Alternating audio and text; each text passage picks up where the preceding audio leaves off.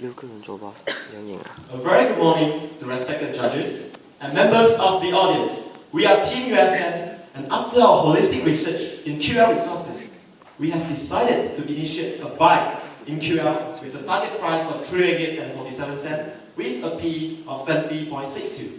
Why? This is because of 5 strong factors. First, QL Resources has a diversified business model. Second, it has a very exciting expansion. Third, it is the leader in the industry. Fourth, it has a healthy and prudent financial. Last but not least, it has a robust valuation. Now, allow my teammates to go into details of each of these every factor. QL was founded in the early 1980s, and today it is the leading resource-based agriculture company in Southeast Asia, with 3 main business segments in integrated livestock farming, ILF, marine product manufacturing, MPM, and palm oil activities, POA, with 10 operational sites across Malaysia, Indonesia, and Vietnam. QL has a significant presence in the integrated poultry and chicken-related business in Malaysia, which generate the most revenue for the group. Besides, QL is the largest surimi producer in Asia and the largest fish meal producer in Malaysia. It has 5 marine plants to manufacture fish-related products to be distributed to 15 countries. In terms of palm oil business, we observe there is a secure foothold in the palm oil sectors, which in the downstream in biomass. Both revenue and PBT breakdown for 3 segments as displayed in the slide. After my colleagues describe the figure business model of KL, I'm going to give you a story in agricultural industry, how they generate the revenue. First, the price of eggs, chicken price, even fish price are controlled. Not to say, Malaysian market capacity is almost full house.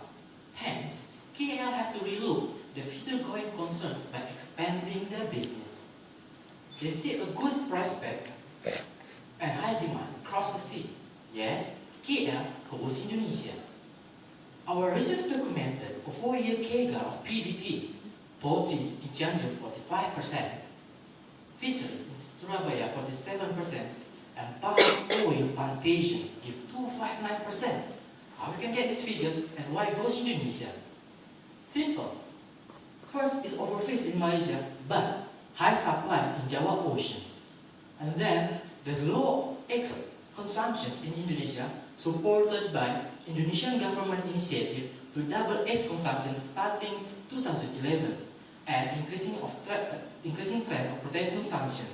Newly minted land bank for upstream palm oil will help to enhance the KL mix, not to mention the great outlook economy of Indonesia. These bits of information justify us to recommend buy for KL. Thank you, Greg. Let me continue to tell you why we should buy QL's leadership in the industry. In terms of ILF, QL is using modern hatchery technology which can prevent epidemic outbreak. Growth of EPS 34% and 31%, which is occurred in our QL industry. Apart from that, QL can cushion the fixed cost of being a large animal feed trader. For example, during expensive raw material period, the growth was maintained about average 20%, and during low selling price, the growth was maintained of PBT about 15%. In addition, the acquisition of Weilerma and Lehong have increased market share of QL in poultry farming, which make QL even more prominent player. QL enjoy in dominance in MPM, especially because this is high barrier entry and it is not easy to get a license permit and it involves a high capital expenditure.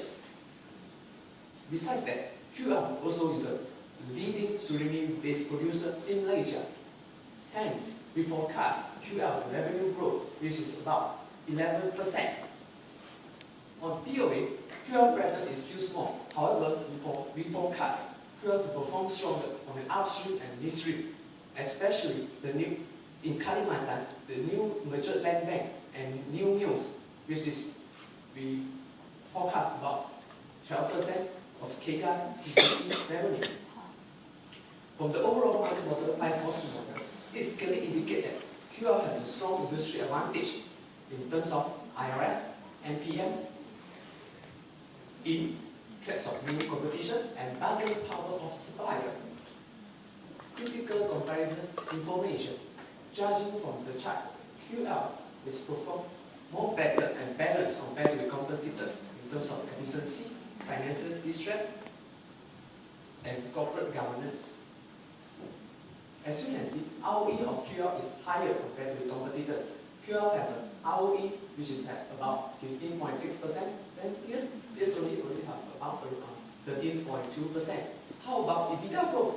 EBITDA growth of QL even higher, which is about 8.5% compared to peers about 1.1% respectively.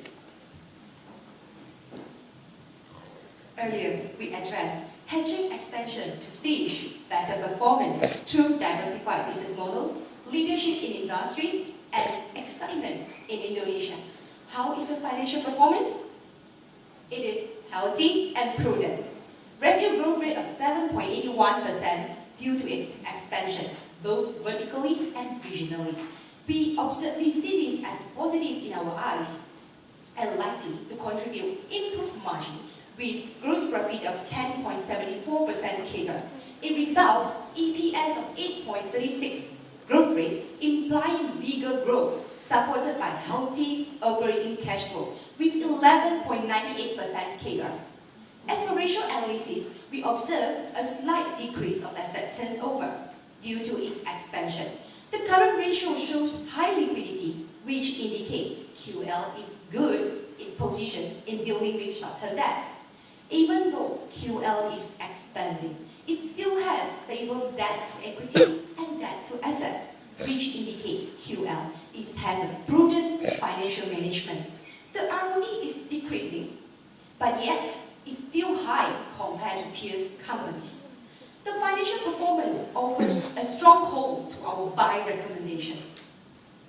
Ladies and gentlemen, as for the financial part, we employ the discounted cash flow method as our primary model, where the three stages CFA model is used. First, a quick glance on the assumption used in our models, where the first stage of the analysis covering the first 4 years, followed by the transition period covering the next 10 years, and followed by the perpetuity stage.